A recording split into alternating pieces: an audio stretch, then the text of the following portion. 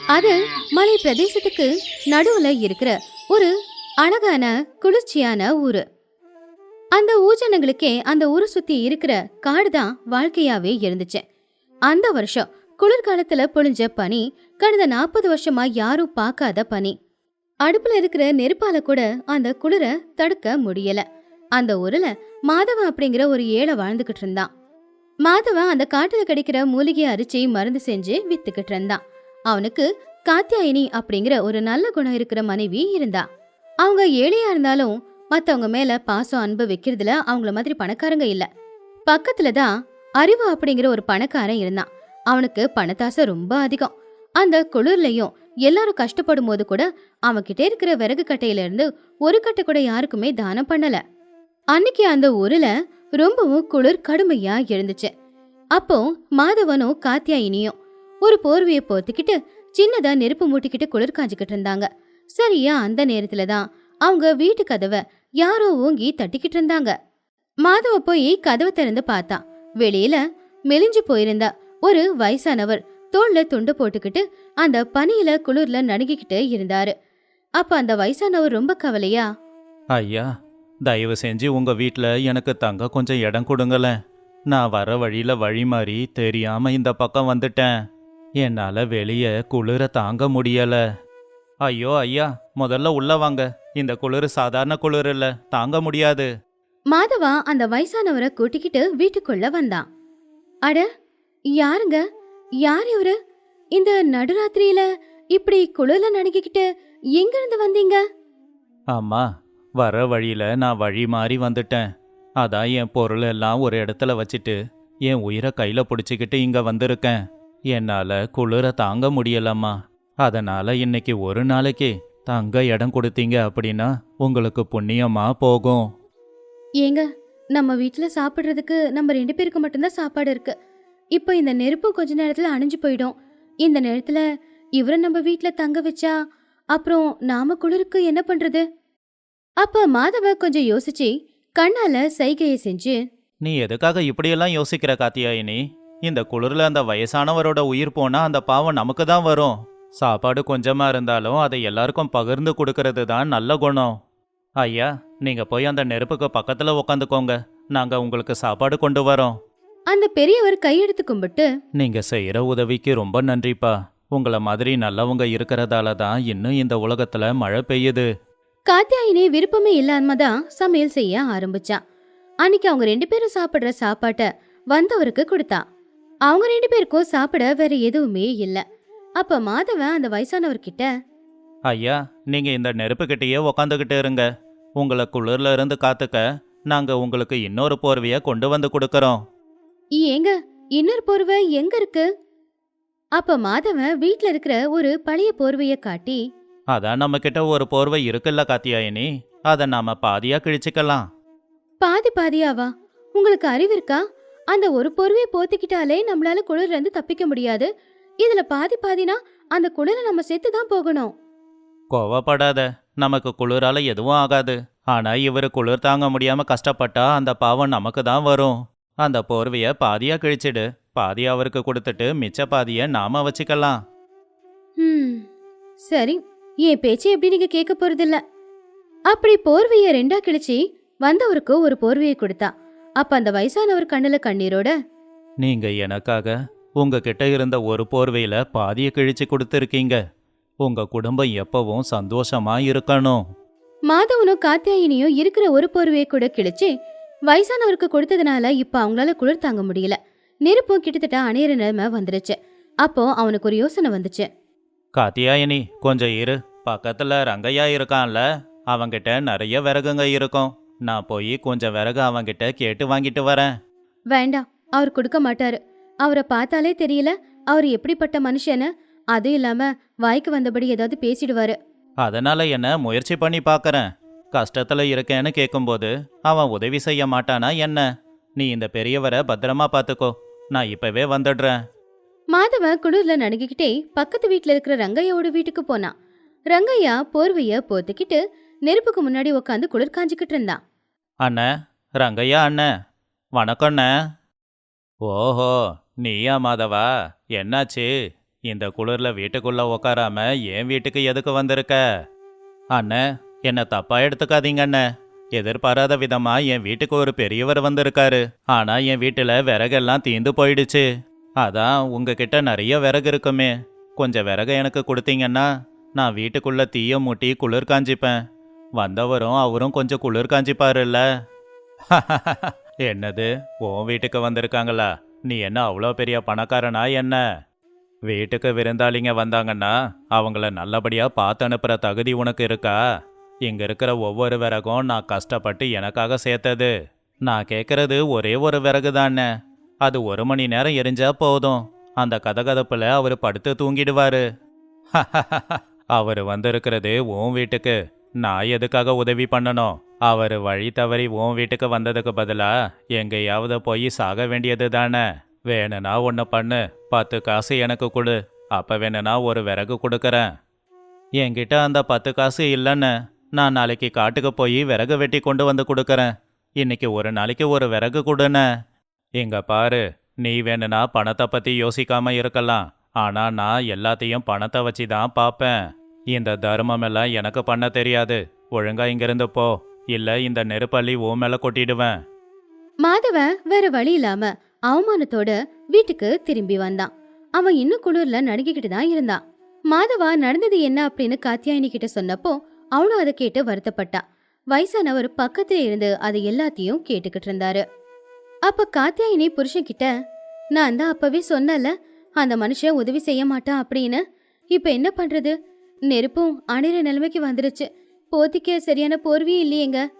அப்ப மாதவ யோசிச்சு பார்த்துட்டு, காத்தியாயினி, ஒரு நிமிஷம். நமக்கு உதவி பண்ண யாரும் இல்ல. ஆனா வந்தவரை நாம நல்லபடியா பாத்துக்கணும் இல்ல? எழுந்துச்சு பக்கத்துல இருக்கிற ஒரு மனைய பார்த்தான்.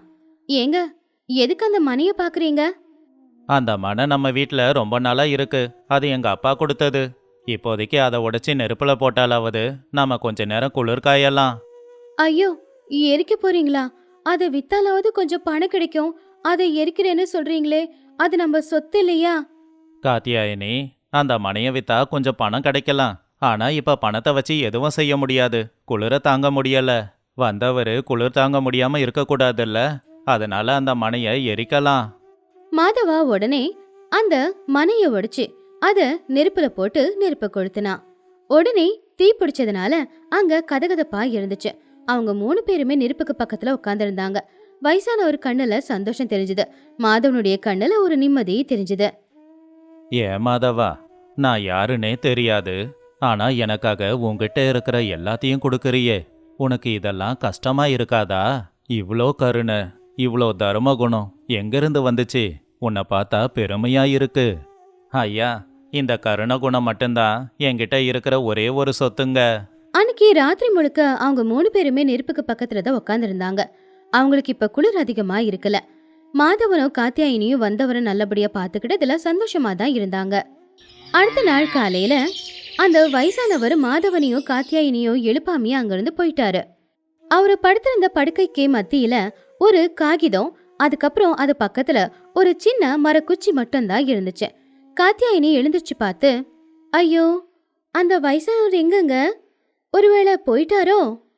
அப்ப மாதவன் அந்த காகிதத்தை பார்த்து, இரு காத்தியாயினி, இங்க ஏதோ கடுதாசி இருக்கே.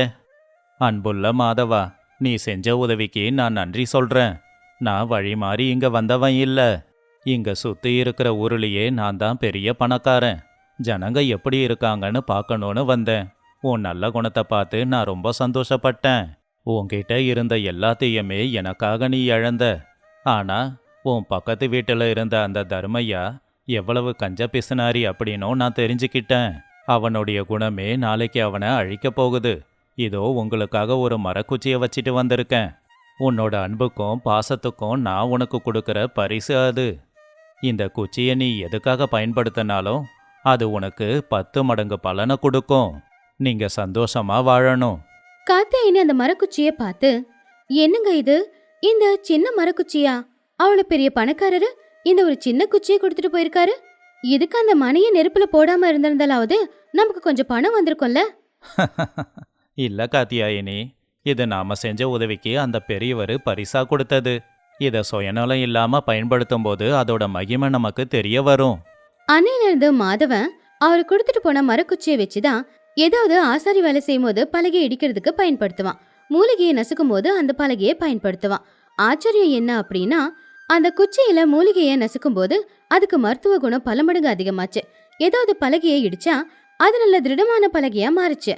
மாதவன் காத்தியாயினி கிட்ட, பாத்தியா காத்தியாயினி, அந்த எதிர்பாராம வந்த பெரியவர் செஞ்ச உதவி நம்ம வாழ்க்கையே மாத்தி இருக்கு.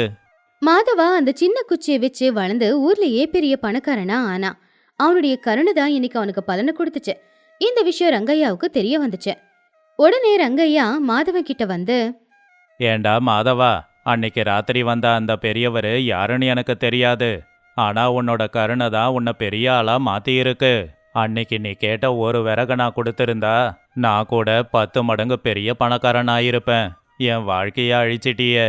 இல்லங்க அண்ணே, உங்க வாழ்க்கைய அழிச்சது நான் கிடையாது, நீங்களே தான். அன்னைக்கு மட்டும் நீங்க அந்த வயசானவருக்காக ஒரு விறக கொடுத்திருந்தா உங்க வாழ்க்கை இப்போ நல்லா இருந்திருக்கும். நாம என்ன பண்ணமோ அதுக்கான பலன் நம்ம 2 பேருக்குமே கிடைச்சிருக்கு. மாதவன் தனக்குன்னு சுயநலமா யோசிக்காம வீட்டுக்கு வந்தவரை நல்லபடியா கவனிக்கணும் அப்படின்னு நினைச்ச அவனுடைய எண்ணம் தான் இன்னைக்கு அவனுடைய வளர்ச்சிக்கு காரணமா இருந்துச்சு. ஆனா ரங்கையா மனசுக்குள்ள நிறைய கஞ்சத்தனமும் சுயநலமும் இருக்கிறதுனால அவன் அந்த வாய்ப்பை இழந்துட்டான். இந்த கதை நமக்கு, நாம கஷ்ட காலத்துல இருந்தாலும் நம்ம கிட்ட யாராவது உதவி கேட்டு வந்தாங்கன்னா சுயநலமே இல்லாம அவங்களுக்கு உதவி செஞ்சா அந்த கடவுள் நமக்கு உதவி செய்வான் அப்படிங்கறத நிரூபிச்சிருக்கு. இந்த கதையில இருக்கிற நீதி என்னன்னா, நம்ம கிட்ட இருக்கிற உண்மையான சொத்து நம்ம மனசுக்குள்ள இருக்கிற கருணை குணம்தான். யாராவது உதவின்னு வரும்போது அவங்களுக்கு அதே கருணை குணத்தோட நாம சின்னதா ஒரு உதவியை செஞ்சாலும் கூட அது அவங்களுடைய வாழ்க்கையில பெரிய மாற்றத்தை கொண்டு வரும். நாம செய்யற உதவி 4 பேருக்கு பயன்பட்டா நல்லது தானே. அது ரொம்பவும் அழகா இருந்த ஒரு கிராமம். அந்த கிராமத்தோட எல்லையிலேயே ஒரு சின்னதா இருந்த ஓட்டு வீடு. அந்த ஓட்டு வீட்டுல இருக்கிறது ரங்கம்மா அப்படிங்கிற சமையல்காரம்மா. ஊருக்கு புதுசா யாரு வந்தாலும் சரி ரங்கம்மாவோட வீட்டுல தான் போய் சாப்பாடு சாப்பிடணும். ரங்கம்மா சமைக்கிற சாப்பாடு எந்த அளவுக்கு சுவையா இருக்குமோ, ஆனா அந்த அளவுக்கு அவங்க மனசு ரொம்ப மோசமானது. பணத்துக்காக அவங்க என்ன வேணும்னாலும் செய்யற ரகம். சாப்பாடு போடுறேங்கிற பேருல சாப்பாடு போட்டது கம்மியா போட்டு அவங்க கிட்ட அதுக்கு பணத்தை ரொம்பவே அதிகமா வசூல் பண்ணிடுவாங்க. ஒரு நாள் மதிய நேரம் ரங்கம்மா அவங்க வீட்டோட திண்ணையில உக்காந்துக்கிட்டு வெத்தலை பாக்க வாயில போட்டு மென்னுக்கிட்டு வேலைக்காரன் சுப்பையாவை கூப்பிட்டாங்க. டேய் சுப்பையா, சாப்பாடு போட வாழை இலைய பறிச்சிட்டு வான்னு சொல்லி எவ்வளவு நேரம் ஆச்சு? ஆமா, அந்த மோர்ல இன்னும் கொஞ்சம் தண்ணிய கலக்க சொன்னனே, கலந்தியா? மோரு மட்டும் தண்ணியா இல்லாம திக்கா இருந்துச்சுன்னா வரவங்க தலைமையில ஏறி உக்காந்துருவாங்க. அம்மா, ஏற்கனவே மோரு தண்ணியா இருக்கு அப்படின்னு நேத்து வந்த ஒருத்தர் சண்டை போட்டாரு. அதில் இன்னும் கொஞ்சம் தண்ணியை கலக்க சொன்னா அப்புறம் வெறும் தண்ணியா தான் இருக்கும். என்னடா எனக்கு அறிவுரைய சொல்ல வந்துட்டியா? பணம் ஒன்னும் சும்மா இங்க கொட்டல, கஷ்டப்படுறதுனால தான் கொட்டுது. அந்த ஜமீன்தாரெல்லாம் வரமாட்டான். நீ நான் சொன்ன மாதிரி மோர்ல போய் தண்ணிய கலக்க. அவங்க 2 பேரும் பேசிக்கிட்டு இருந்த அந்த நேரத்துல தோளுல ஒரு பைய போட்டுக்கிட்டு ரொம்பவும் சோர்வா ஒரு பையன் நடந்து அவங்க வீட்டுக்கிட்ட வந்தான். அவனோட பேரு ராமு. ராமு பாக்குறதுக்கு அப்பாவியா இருந்தாலும் அவன் ரொம்பவும் புத்திசாலி. அவன் இந்த ஊருக்குள்ள வந்தப்பவே ரங்கம்மாவை பத்தி கேள்விப்பட்டுட்டான். அவங்களுக்கு பாடம் கத்து கொடுக்கதான் அவன் இங்க வந்திருந்தானே. ஆமா, வணக்கம்மா. வெயில் ரொம்ப அதிகமா இருக்கு. குடிக்கிறதுக்கு தண்ணியும் சாப்பிட கொஞ்சம் சாப்பாடும் கிடைக்குமா? சாப்பாடா? சாப்பாடெல்லாம் இருக்கு, ஆனா இங்க சும்மாலாம் கொடுக்க மாட்டேன். சாப்பிட்றதுக்கு முன்னாடியே சொல்றேன், சாப்பாட்டுக்கு நீ எனக்கு 1 ரூபாய் கொடுக்கணும். இங்க கடன் கிடையாது. பணம் இல்லனா அப்படியே நடைய கட்டுப்பா. என்னம்மா நீங்க, கையில பணம் இல்லாம யாருன்னா சத்திரத்துக்கு வருவாங்களா? என்கிட்ட பணம் இருக்கு, ஆனா ஒரே ஒரு நிபந்தனை. நிபந்தனையா? சாப்பாடு போடுறதுக்கு என்ன நிபந்தனை? ஒன்றும் இல்லைம்மா, நான் சாதாரண சாப்பாடு சாப்பிட மாட்டேன். வாழை இலையில சூடா சாப்பாடு, அதுக்கு மேலே கொஞ்சம் நெய், அதுக்கு மேலே சாம்பார், ஊறுகாய், 2 விதமான பொரியல், வடையும் பாயாசமும். இப்படி ஒரு விருந்து சாப்பாடு இருந்தால் தான் நான் சாப்பிடுவேன். செலவை பற்றி கவலை இல்லை. நீங்கள் சமைப்பீங்களா? ஓஹோ, நீங்க சாப்பாடு பிரியரா? சந்தோஷம். நீங்க கேட்டது எல்லாத்தையுமே நான் கொடுக்கறேன். ஆனா அதுக்கு 5 ரூபாய் ஆயிடுமே. 5 என்ன, 10 வாங்கிக்கோங்க. ஆனால் சுவை மட்டும் நல்லா இருக்கணுமா? ரங்கம்மா மனசுக்குள்ள பெரிய வீட்டு புள்ள மாதிரி தெரியறான், ஆனா கொஞ்சம் பைத்தியம், 10 ரூபாய் தரேன்னு சொல்றான் அப்படின்னு நினைச்சுக்கிட்டு சுப்பையாவை கூப்பிட்டாங்க. டேய் சுப்பு, கேட்டல, ஐயாவுக்கு ராஜ விருந்துக்கு ஏற்பாடு பண்ணு, நெய்ய கொஞ்சம் தூக்கலாவே போட்டு சமையல் பண்ணு. ராமு வாழை இலைக்கு முன்னாடி வந்து உட்காந்தான். ரங்கம்மா அவனுக்கு சாப்பாடு பரிமாறினாங்க. அவன் சாப்பிட்டுக்கிட்டே இருக்கும்போது கொஞ்ச நேரத்துக்கு அப்புறமா அவன் தோல்ல போட்டிருந்த பையக்குள்ள இருந்து சின்னதா இருக்கிற ஒரு பித்தளை பாத்திரத்தை எடுத்து பக்கத்துல வச்சுக்கிட்டான். அதுக்கப்புறம் அவன் சாப்பிட ஆரம்பிச்சான். என்னப்பா இது, நீ சாப்பிட்டுக்கிட்டு இருக்கும்போது அந்த பித்தளை கிண்ணத்தை ஏன் பக்கத்துல வச்சுக்கிட்டு இருக்க? அதுக்கும் சாப்பாட்டுக்கும் என்ன சம்பந்தம்? ஷ்! அம்மா, சத்தமா கத்தாதீங்க.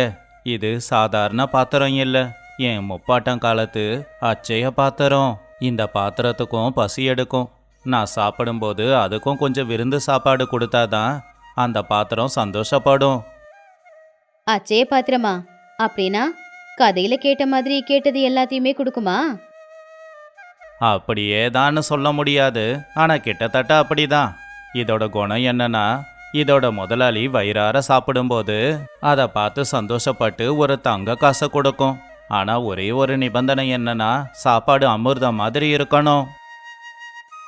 ரங்கம்மா ஆச்சரியமா, தங்க காசா? உண்மையாவா? அப்படின்னு ஆச்சரியமா கேட்டாங்க. உங்களுக்கு நம்பிக்கை இல்லையா? அப்படின்னா இருங்க. இப்ப நீங்க கொடுத்த சாப்பாடு நல்லா இருந்துச்சு, நான் வயிறார சாப்பிட்டேன். அதை இந்த பாத்திரம் பார்த்துச்சு இல்லையா? என்ன பண்ண போது பாருங்க. ராமு அந்த பாத்திரத்தை கையில வச்சுக்கிட்டு கண்ணை மூடிக்கிட்டு ஏதோ மந்திரம் சொல்ற மாதிரி நடிச்சுக்கிட்டு இருந்தான். ஓம் சாப்பாடாய நமஹா. அம்மா, இந்த சமையல்கார அம்மாவோட சமையலுக்கு சந்தோஷப்பட்டு ஒரு தங்க காசை கொடுமா அப்படின்னு ராமு கேட்டான். ஆனா அவன் ஏற்கனவே அவனுடைய கையில ஒரு தங்க காசை ஒளிச்சு வச்சிருந்தான். அந்த தங்க காசை சத்தம் வர மாதிரி அந்த பானையில டங்குன்னு போட்டான். ஆனா அவன் தான் அந்த தங்க காசை போட்டாங்கிறது ரங்கம்மாவுக்கு தெரியல. ராமு தங்க காசை அச்சய பாத்திரம் கொடுத்த மாதிரி எடுத்து கொடுத்தான். அம்மா, நீங்க இன்னைக்கு போட்ட சாப்பாடு சுவையா இருந்துச்சு, அதான் என் பாத்திரம் தங்க காசை கொடுத்துருக்கு. இதை நீங்களே வச்சுக்கோங்க, எனக்கு சில்லறையெல்லாம் தர வேண்டாம். ரங்கம்மா அந்த தங்க காசை வாயில வச்சு கடிச்சு பார்த்தாங்க. சந்தேகமே இல்ல, அது ரொம்ப சுத்தமான தங்கம்தான். 5 ரூபாய் சாப்பாடுக்கு அவன் தங்க காசை அவங்களுக்காக கொடுத்திருந்தான். அந்த நொடியே அவங்க மனசுக்குள்ள பேராசை முளைக்க ஆரம்பிச்சுது. இந்த பாத்திரம் மட்டும் என்கிட்ட இருந்தா தினமும் ஒரு தங்க காசை நான் எடுத்துப்பேன், அப்புறம் நான் கோடீஸ்வரியில ஆயிடுவேன் அப்படின்னு மனசுக்குள்ள நினைச்சாங்க. தம்பி, இந்த பாத்திரம் இவ்வளவு சக்தி வாய்ந்த பாத்திரம் அப்படிங்கிறது எனக்கு தெரியாது. நீ சொன்னது உண்மைன்னு இப்ப நான் நம்புறேன். நீ ரொம்ப அசதியா இருக்கல்ல, இன்னைக்கு ராத்திரி இங்கேயே தங்கு, நாளைக்கு வேணும்னா எழுந்திருச்சு போ. சரிங்கம்மா, நீங்க பாசம் காட்டுறத பார்க்கும்போது எனக்கு எங்க அம்மா ஞாபகம் வருது. நான் இங்கேயே தங்குறேன். அன்னைக்கு ராத்திரி ரங்கம்மாவுக்கு தூக்கம் வரல. ராமு கிட்ட இருக்கிற அந்த பாத்திரத்தை எப்படியாவது அவங்க சொந்தமாக்கிக்கணும் அப்படின்னு நினைச்சுக்கிட்டு இருந்தாங்க. அடுத்த நாள் காலையில ராமு எழுந்துச்சு வந்தப்போ ரங்கம்மா அவன்கிட்ட ரொம்பவும் பாசமா, என்னப்பா ராமு, எழுந்துச்சிட்டியா? இன்னைக்கு உனக்காக சூட இட்லியும் தேங்காய் சட்னியும் சாம்பாரும் வச்சிருக்கேன், வாப்பா வந்து சாப்பிடு. அட, காலையிலேயே இவ்வளோ கவனிப்பா? ஆனா என்கிட்ட பணம் இல்லையேம்மா. சீச்சி, நான் என்ன இதெல்லாத்தையும் பணத்துக்காகவா செய்யறேன்? உன்னை பார்த்தா எனக்கு புள்ள மாதிரி இருக்கு. ஒரு அம்மா பிள்ளைக்காக செய்யறத பணத்துக்காகன்னு சொல்ல முடியுமா? நீ ஒரு வாரம் இங்கே தங்கிருந்து நல்லா வயிறார சாப்பிட்டுட்டு தான் போகணும். ராமு அதை கேட்டு மனசுக்குள்ள சிரிச்சான். தூண்டில்ல மீன் மாட்டிக்கிச்சுன்னு அவனுக்கு தெரிஞ்சுது. உங்க விருப்பம்மா, நீங்க பாசத்தால கொடுக்கறத நான் வேண்டான்னு சொல்லல. ஆனா ஒன்று ஞாபகம் வச்சுக்கோங்க, நான் திருப்தியா சாப்பிட்டா மட்டும்தான் பாத்திரம் தங்க காசை கொடுக்கும். அதுக்கு என்னப்பா, அது எல்லாத்தையும் நான் பாத்துக்கிறேன்.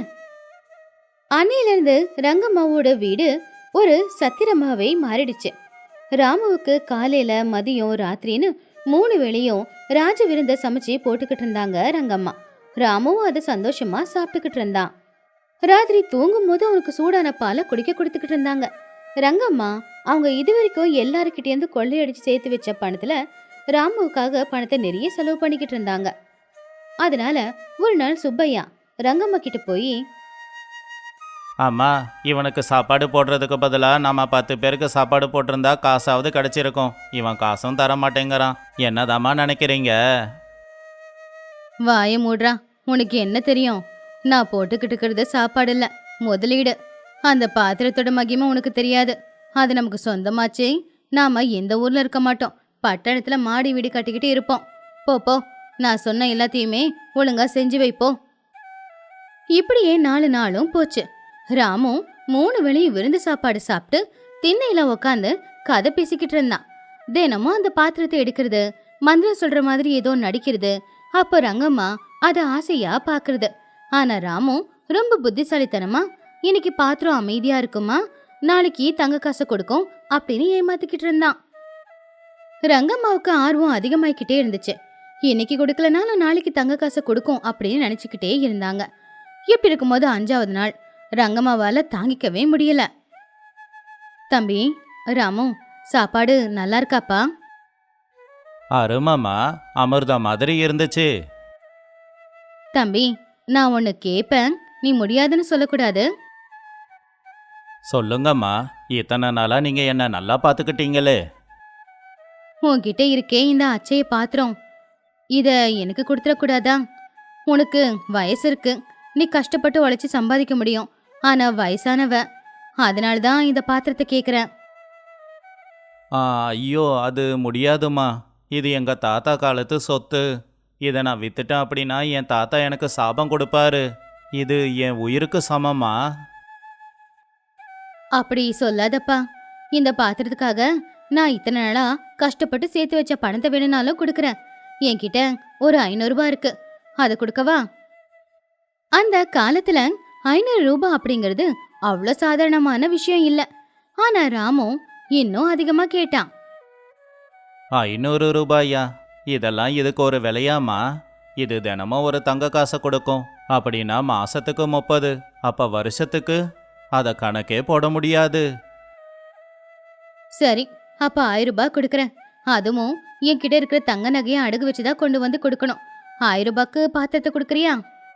ராமு கொஞ்ச நேரம் யோசிக்கிற மாதிரி நடிச்சு கடைசியில பெருமூச்சு விட்டு, சரிங்கம்மா, நீங்க என்ன பெத்த புள்ள மாதிரி பார்த்துக்கிட்டீங்க. நீங்க செஞ்சதுக்கு நன்றியா நான் இந்த பாத்திரத்தை கொடுக்கறேன்.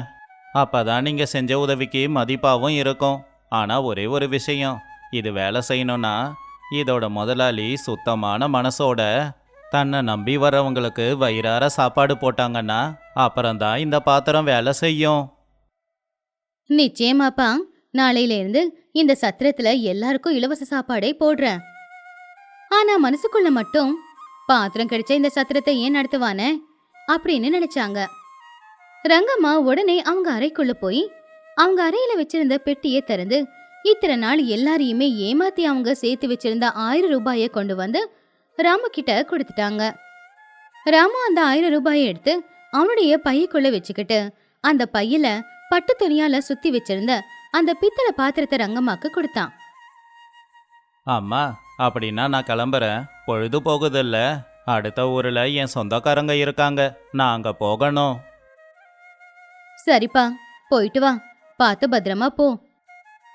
அவங்களுடைய ஆசை முழுக்க இப்ப பாத்திரத்து மேலதான் இருந்துச்சு. அதனால ராமு போன தொல்லை ஒளிஞ்சுதுன்னு நினைச்சாங்க. ராமு சத்திரத்தை தாண்டி இருட்டுக்குள்ள போயிட்டான். ரங்கம்மா உள்ள வந்து கதவை சாத்தி சுப்பையாவை கூப்பிட்டாங்க. டேய், விளக்கு ஏத்தி வைடா, இன்னைக்கு நம்ம வாழ்க்கையே மாறப்போகுது பாரு. ரங்கம்மா அந்த பாத்திரத்துக்கு மஞ்சள் குங்குமம் வச்சு அதுக்கு பூமாலையும் போட்டாங்க. அச்சே பாத்திரமே, என் மேல கருணையை காட்டு. இத்தனை நாளா அந்த ராமுக்கு கொடுத்த மாதிரி எனக்கும் தினமும் தங்க காசு கொடு. இந்தா, உனக்காக நான் லட்டு செஞ்சு கொண்டு வந்திருக்கேன் அப்படின்னு சொல்லி அவங்க கொண்டு வந்த லட்ட அந்த பாத்திரத்தை போட்டு கையெடுத்து கும்பிட்டு, குடுமா, தங்க காசு கொடு அப்படின்னு வேண்டிக்கிட்டாங்க. 1 நிமிஷம் ஆச்சு, 5 நிமிஷம், அரை மணி நேரம். பாத்திரத்துல இருந்து எந்த சத்தமும் வரல. பாத்திரத்துல லட்டு அப்படியே தான் இருந்துச்சு. ரங்கம்மாவுக்கு ஒண்ணுமே புரியல. பாவம், அவங்க எதிர்பார்த்த தங்கம் கிடைக்கல. என்ன இது, ஏன் தங்கம் கிடைக்கல? சுப்பையா, நீயும் கையெடுத்து கும்பிடுடா. சுப்பையாவும் கையெடுத்து கும்பிட்டான். ஆனாலும் தங்கம் வரல. ரங்கம்மா பொறுமையை இழந்துட்டாங்க. இப்ப தங்கத்தை கொடுக்க போறியா இல்ல உன்னை தூக்கி போட்டுருவா அப்படின்னு சத்தமா கத்துனாங்க. அப்படி பாத்திரத்தை தூக்கும் போது பாத்திரத்துக்கு கீழே ஒட்டி இருந்த ஒரு காகிதம் கீழே விழுந்துச்சு. அத சுப்பையா எடுத்து ரங்கம்மா கிட்ட, அம்மா, இந்த காகிதத்துல ஏதோ எழுதி இருக்குமா? அதுல என்னடா இருக்கு, படிச்சு காட்டு. அம்மா ரங்கம்மா, இந்த பாத்திரம் வெறும் பித்தளை பாத்திரம் மட்டும்தான். இதுக்கு நான் தான் அச்சய பாத்திரம்னு பேரே வச்சேன். இது தங்கத்தை கொடுக்காது, ஆனா உனக்கு ஒரு பாடத்தை கத்து கொடுத்துருக்கு. இத்தனை நாளா ஊர்க்காரங்களை ஏமாத்தி நீ சம்பாதிச்ச பணம் உன் பேராசையால இன்னொருத்தனுக்கு சொந்தமாயிடுச்சு. பசியோட வரவங்களுக்கு வயிறார சாப்பாடு போடுறது புண்ணியம், ஆனா அதை வியாபாரமாக்குறது பெரிய தப்புமா. இந்த ஒரு வாரமா என்ன நல்லபடியா பாத்துக்கிட்டதுக்கு பரிசு இந்த பித்தளை பாத்திரம். இப்படிக்கு உங்க ராமு. ரங்கம்மா தலையில இடி விழுந்த மாதிரி இருந்துச்சு. ஐயோ, என் 1000 ரூபாய் என்னை ஏமாத்தி என்கிட்ட இருக்கிற 1000 ரூபாவை வாங்கிட்டு போய் ஒண்ணுத்துக்கு உதவத பித்தளை பாத்திரத்தை கொடுத்துட்டு போயிட்டானே, ஐயோ அப்படின்னு சொல்லி நெஞ்சில அடிச்சுக்கிட்டு அவங்க அழ ஆரம்பிச்சாங்க. ஆனா அன்னைக்குதான் ரங்கம்மாவுக்கு அறிவு வந்துச்சு. பேராசப்பட்டா இருக்கிறதையும் எழுந்துருவோம் அப்படின்னு அவங்க தெரிஞ்சுக்கிட்டாங்க. அன்னையில இருந்து சத்திரத்துக்கு யாரு சாப்பிட வந்தாலும் அவங்க கிட்ட கம்மியான பணத்தையே வாங்கிக்கிட்டு அவங்களுக்கு வயிறார சாப்பாடு போட்டுக்கிட்டு இருந்தாங்க. ஆனா அந்த பித்தளை பாத்திரத்தை மட்டும் அடையாளமா சமையல் அறையிலேயே அவங்க தொங்க விட்டு இருந்தாங்க. இந்த கதையில இருக்கிற நீதி என்னன்னா, பேராசை பெரு நஷ்டம். ஒருத்தங்களை ஏமாத்தி நாம பணம் சம்பாதிச்சோம்னா அந்த பணத்தை நம்மள ஏமாத்தி யாராவது வாங்கிக்கிட்டு போயிடுவாங்க. அதுக்கு ஏமாத்தாமே இருக்கலாமே.